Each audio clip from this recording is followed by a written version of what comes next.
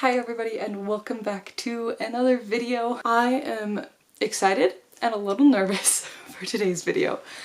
I am going to be reading The Hunger Games for the first time ever as an adult. Here's the thing about me. I am a very impatient reader, shall we say. And even more so when I was a kid, I was like this. Once I read a book series, I kind of like to just binge read and go straight through. And so what this led to is, as a kid who primarily got books from the library, when books would get super popular within like the school or just my community and I tried to read them, I could never get the next book. And so I had this issue with a lot of series that were super popular when I was in middle school, specifically middle school, where I've read the first book and then I'd try to get the second book, couldn't get it, and I just completely quit trying to read the series. Or I couldn't even get the first book, and so then I just never attempted it, which is kind of what happened with The Hunger Games for me. It was just so popular that you could never get it at the library, and so I just completely quit.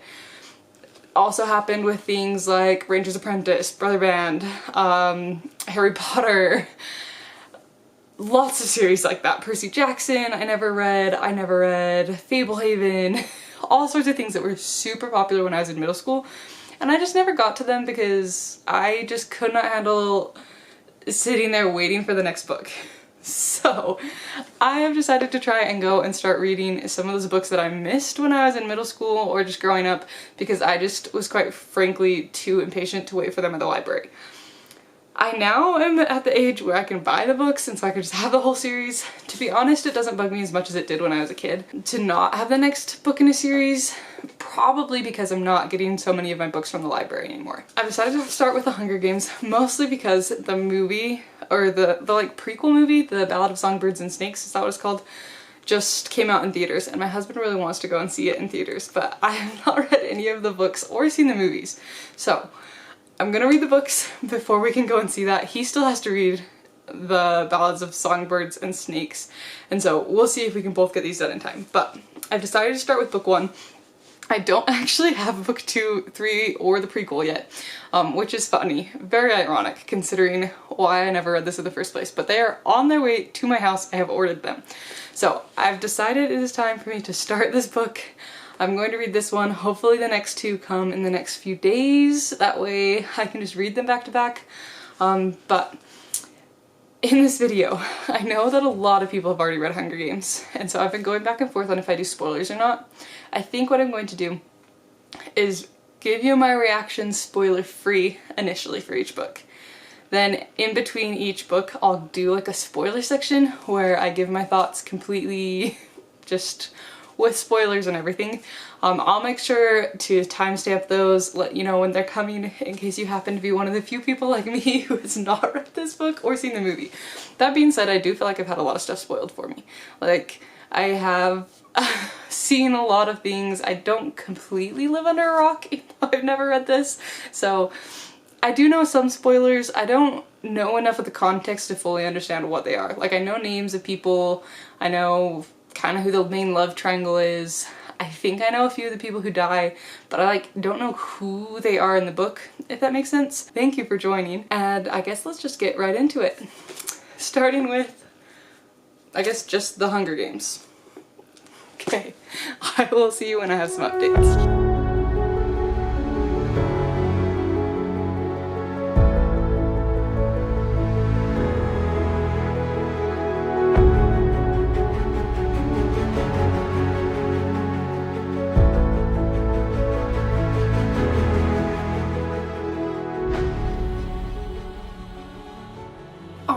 Hello guys, it is time to film a little bit of an update. I have finished The Hunger Games. Sorry if my voice sounds a little rough, I've been sick all weekend, but I did manage to get this done while I was having my sick days. So, I'm gonna start with my spoiler-free thoughts. I think if I had to sum up how I feel about this book, it was one of those books that while I was reading it, it was super interesting and I had a hard time putting it down, but then once I did put it down, I just kind of forgot about it and had a hard time getting myself to read again. So I don't really know where that puts it. I gave it a 3.5. I think it was okay. Having not lived completely under a rock and knowing kind of the general premise of what was going on in this book, I do feel like I had a lot of this book in particular spoiled for me. I think a lot of the spoilers that I did know for the series were in this book. So I'm hoping that the next two are a little more interesting for me, just from the standpoint that I know less of what happens in them. So hopefully I like those more. I feel like if you know the general plot even of this book, you kind of extrapolate from there and figure out pretty much everything that goes down. I will say the one thing that so far that is already starting to get a little bit on my nerves is the romance. I'm just not a big romance person, and so this book was much more romance heavy than I anticipated it being. And I'm kind of getting sick of it already. So I'm hoping the other books kind of hopefully tone that down a little bit. I know I'm in for like a love triangle thing, and love triangles just aren't my favorite. So I'm hoping that that gets a little better and we get a little bit more focused on the plot in the next ones. That's kind of my thoughts. It was like an okay but not super amazing book. So I'm gonna go ahead and jump into a spoiler section really quick. So for those of you that have not read The Hunger Games, I will put a timestamp up here that you can skip to if you want to avoid any spoilers, because I do think they dampen how much you like this book. So go ahead and skip.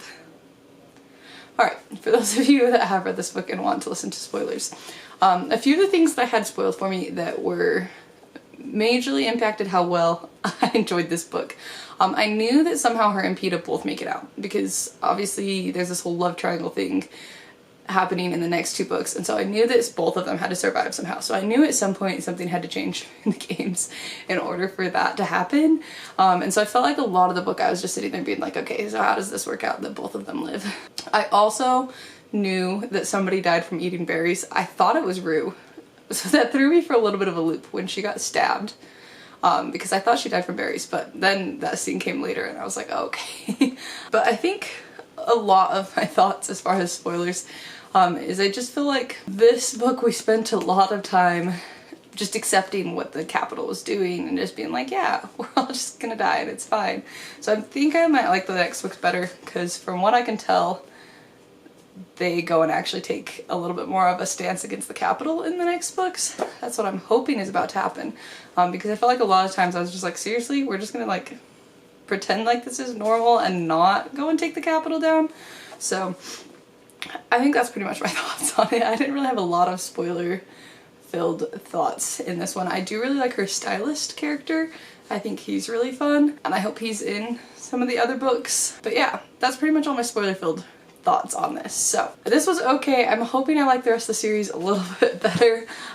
So I'm now on to Catching Fire, and I will try and update you maybe a little bit more on this one. We'll see if I can be not sick. I might give you a few more updates as we go, so that then I have a few more thoughts.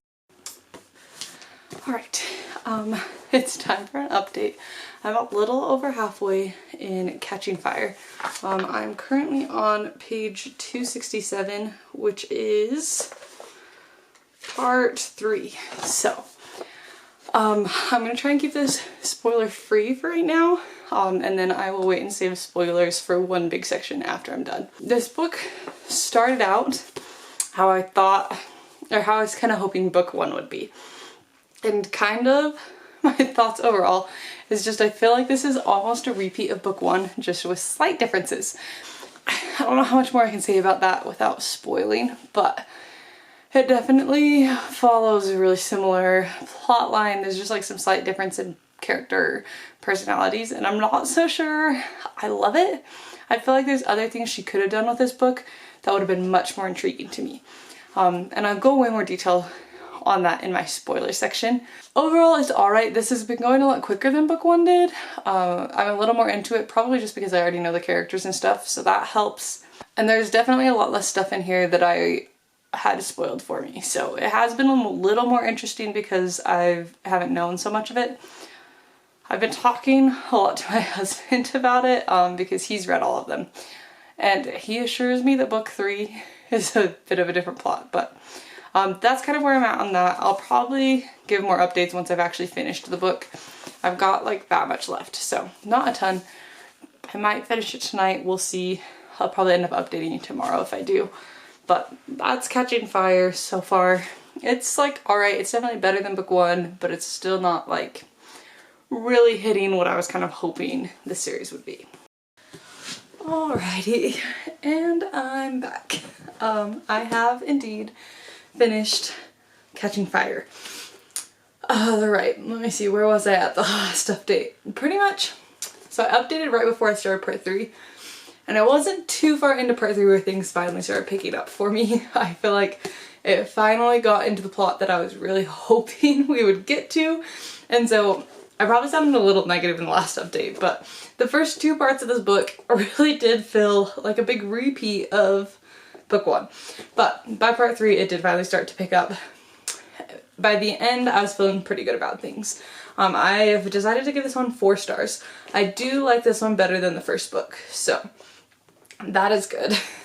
It's just so hard to talk about the second book in a series without spoiling things.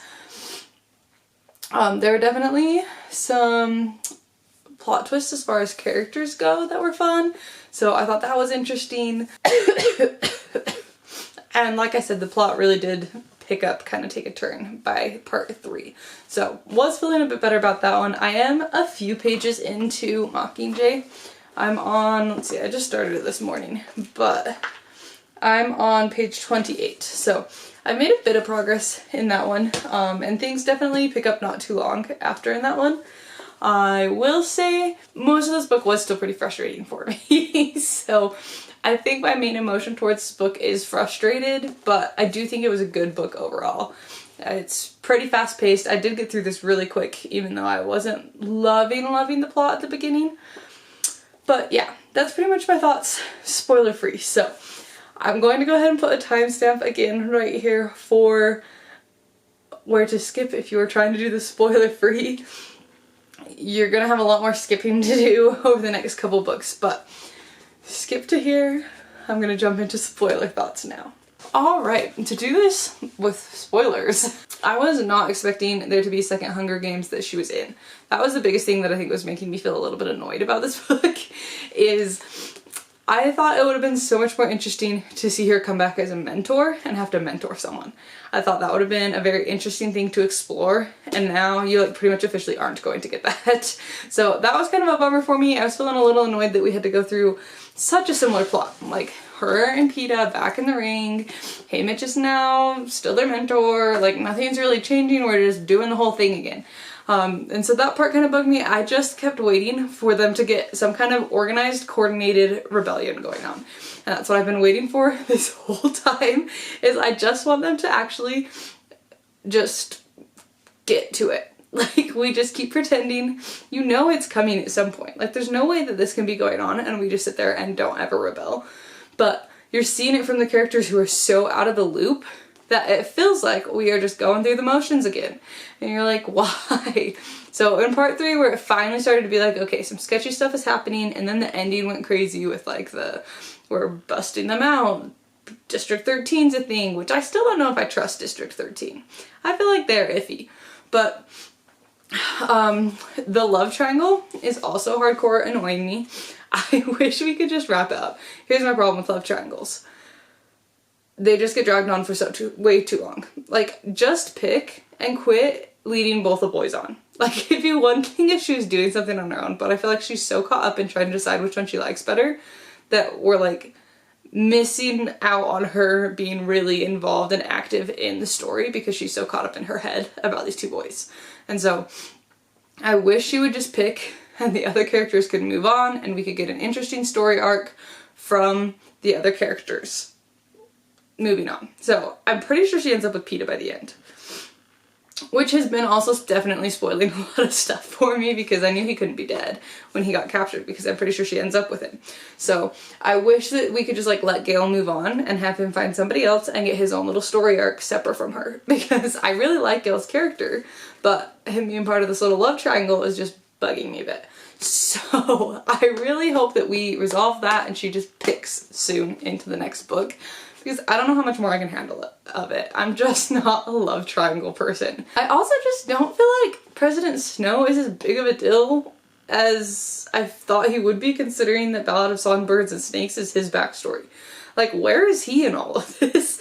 I don't feel like he's been a big enough character for me to have felt like I needed a backstory of him. So I'm really interested to see if he actually plays a bigger part in Mockingjay, because like, if he doesn't play a bigger role, then I don't know why we made the prequel about him. We'll see. I still have 2 more books. There's a lot could happen. Maybe I will get some of the stuff that I'm hoping. And those are my thoughts with spoilers. I think that's most of it. I will say I did see some of it coming by the time I got to the end. Like when, is her name Joanna, pinned Katniss down and was cutting her arm, and I was like, duh, she's cutting the tracker out. Like that was my first reaction. So not all of this. I feel like Katniss is a little dumb to not be picking up on some of this stuff, but I digress. It's fine. That's my thoughts on Catching Fire. Like I said, I am partially into Mockingjay already, which I like the color of this book. I think this one and then Ballads of Songbirds and Snakes, I think are the ones I like the best cover-wise. I like the blue and the green. That all being said, let's jump into Mockingjay.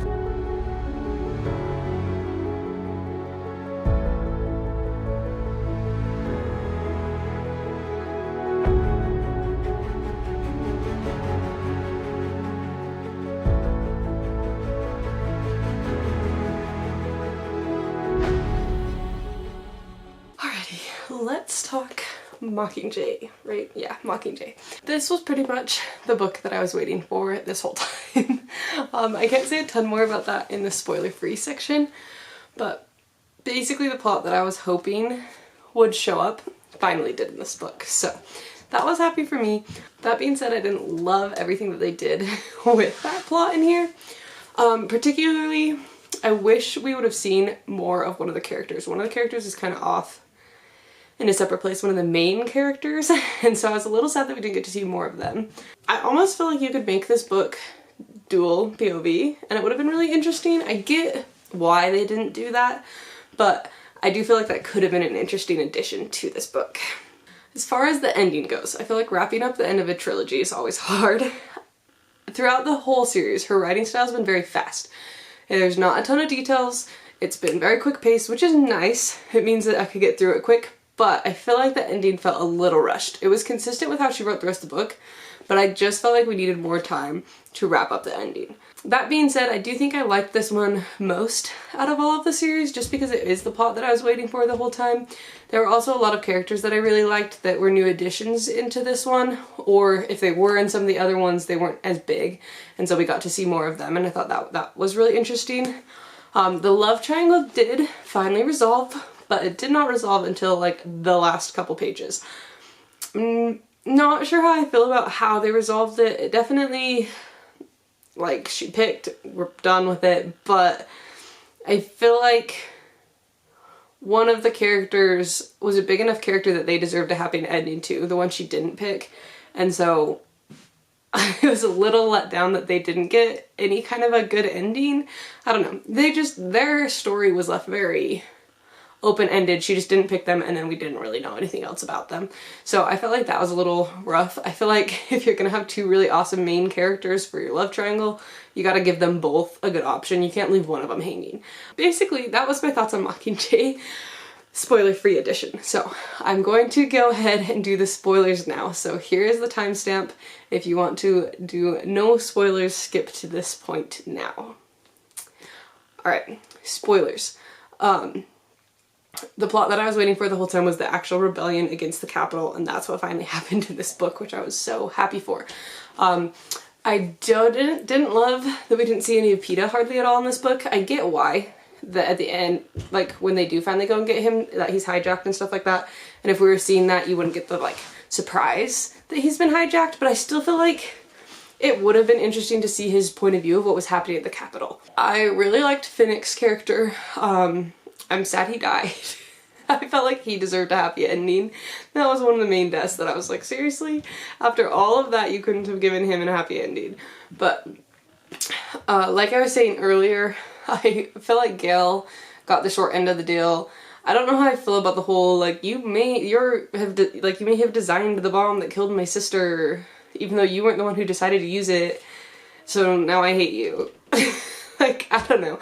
I just feel like he deserved a little bit better of an ending and a little more credit for what it is. I also just feel like her relationship with Peeta at the end was so fast. Like, she went from him like not trusting her at all, their relationship was completely in shatters, and then they're back 100% in love, having children in like a paragraph.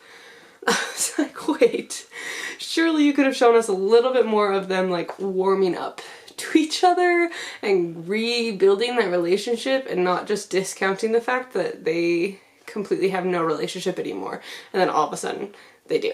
And with that being said, I have finished the actual original trilogy. So overall, I thought it was good. These are really fast, just your classic YA dystopian. I mean, I think they were early on in the genre, so they kind of are the blueprint that a lot of other books are based off of. Do I think they are the top of my list of YA dystopians? Absolutely not.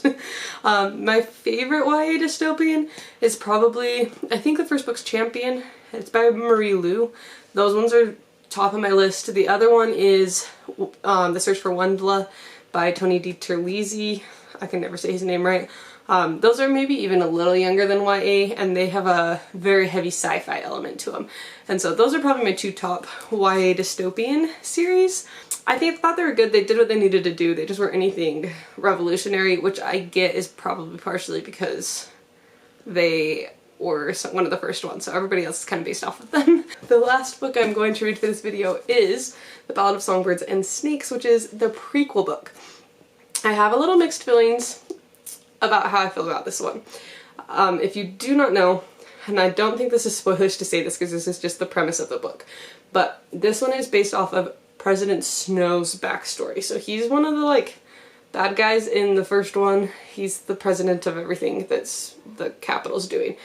And so this is his backstory. I'm a little got mixed feelings on what I think about this book and its premise, because I don't feel like President Snow was really that interesting of a villain.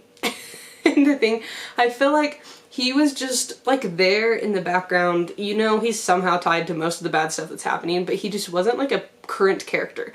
There were so few scenes that he was actually in, and so I just didn't feel connected to him all. I don't really feel like I hate him, which I think is where villain origin stories are really interesting, is when you have a villain that you just absolutely hate and despise and you have such strong emotions against them, to then see how an author can make you be like, oh, I feel bad for them, like I empathize with this horrible person that I hated so much.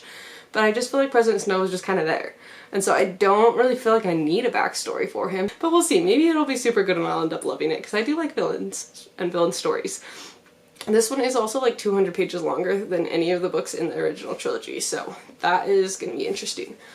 But jumping into this Ballad of Songbirds and Snakes, and this will be the last book for this video.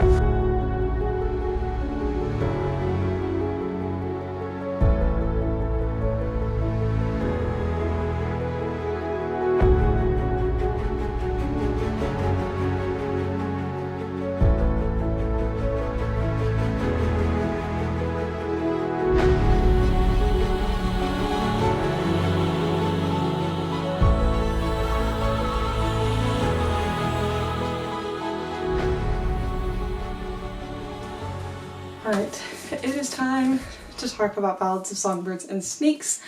I have finished it. I think this one is my favorite so far of, well, I guess my favorite of the Hunger Games books. I feel like this book is a little misbranded as a villain origin story. I feel like it's more so a let's see how the antagonist justifies some of the terrible things that they are doing. One of the big things that disappointed me is I didn't feel like it fully bridged the gap between where it started and where the trilogy picks up. So this book took place over a lot shorter time period than I thought. Like, I think it's maybe not even a year. Like, it's a pretty short period of his life. So it's not really like you're fully seeing him become the president and President Snow and what he is in the trilogy. You're really just seeing a little snippet into how his brain works, is much more so what this book is. President Snow is not, in my mind, a villain per se. I feel like he's a bad guy. He's an antagonist, but he's not quite villain level for me. And I feel like, to sum my thoughts up, a villain is someone who is so just angry at the world and so into what they're trying to do that they are willing to watch the world just absolutely just be destroyed. People like Voldemort and Sauron, true villains who are just willing to like destroy the rest of the world. They don't care what's left. They're going down and everyone's going down with them. President Snow, on the other hand, is much more of just a bad guy. Like, he is doing everything that he does, all of these terrible things, to try and prevent a war. Like, his big motivation is he doesn't want another war because he grew up during the rebellion in the whole war, had a really rough time of it, both of his parents died, and so everything he's doing is motivated purely by wanting security and assurances that there is not going to be a second war. And so he's doing terrible stuff, yes, but he wants the world there in the end. He's not trying to like obliterate everyone and everything. He's trying his best to do it in the way that he sees as preventing the war. And so I don't know. I just don't see this as a villain backstory. It's just, I don't know. I feel like a lot of people have been talking about how heavy it is. And while it's like interesting to be in his mind, it's not quite as intense as I thought it was going to be. He really is towing the line between basically being a rebel and becoming who he becomes for the majority of the book. Like, it's not until the very end of the book that he finally commits to the Capitol and decides that that's the path he's going. At any point in this book, if somebody came in and really assured him that by being a rebel and going against the Capitol he would have safety and security, I think he would have picked it. So it's just interesting. It's not quite what I thought it was going to be, but I think it was still a really good book. I think her writing has improved a lot in between the trilogy and this book. She was much more descriptive. I felt much more invested in the characters. So I do think she's improved a lot that way, and I would be interested to read other things. The one thing that I felt really wasn't tied up in this book, other than the fact that there's still a huge gap between the end of this book and the trilogy, is I felt like Tigress's storyline was never really wrapped up. Like, the Tigress in this book and the Tigress in the trilogy is so different and you don't really see where that came from. So that is one thing I'd be really interested in, is to get Tigress's story. I think she'd be a very interesting character. So I'm going to quickly do spoilers on this book. So if you're wanting to avoid spoilers, here's the point to skip to. I will see you for the ending of the video. Alright, spoilers. Where to begin? I loved all the references to Mockingjays and Katniss in this book. I thought it was really interesting, lots of interesting foreshadowing. I thought it was super interesting how Lucy Gray is the person who wrote the Hanging Tree song. That was very interesting to me. A lot of this book I was trying to make connections of who people were in this book to the trilogy, but I don't feel like there were actually that many. I was really hoping that it would actually get to the point where he like becomes the president and makes the Hunger Games into something where he's like what they are in the trilogy. I also would be very interested, I was hoping to get to the point where he finds out about District 13 still being a thing. Like, I really wish we could have seen his first few years as president and how he actually became president. So I was a little sad we didn't see that. I was really interested to see what was gonna go down when he found out that District 13 was actually still around, since that's where their whole family fortune was from. So I thought that would have been really interesting to see. I don't know how I feel about the ending with Lucy Gray and how open they left that, and that we didn't see like how the rest of the Covey ended up surviving, like if they did. So that was a little disappointing for me to not get more of an ending on them. And like I said, I would have loved to see more of Tigress. Like, how does she go from being his cousin that's basically his older sister who is like protecting him, taking care of him, to being the Tigress that's a rebel fighting against him and is so excited when Katniss says she's gonna kill him. Like, there's such a gap there that I think it'd be really interesting to see how she goes from being his loving, protecting older cousin to wanting him dead. But yeah, I think that's pretty much all of my thoughts on this book. I thought it was good. And with that, I am now officially done with this video and reading the Hunger Games for the first time. So I thought this was really fun. I'm glad I finally got around to reading these books. While they're not like new top favorites for me. I think they're really good and I get why they've gotten as popular as they have. Thank you so much for watching. I hope you enjoyed seeing me read these for the first time. If you have any other series that you would recommend me reading or that you want to see a video of me reading them for the first time, let me know. I think I'll probably do Maze Runner at some point. If you have any other suggestions, let me know. Thank you so much for watching and I will see you in the next one. Bye.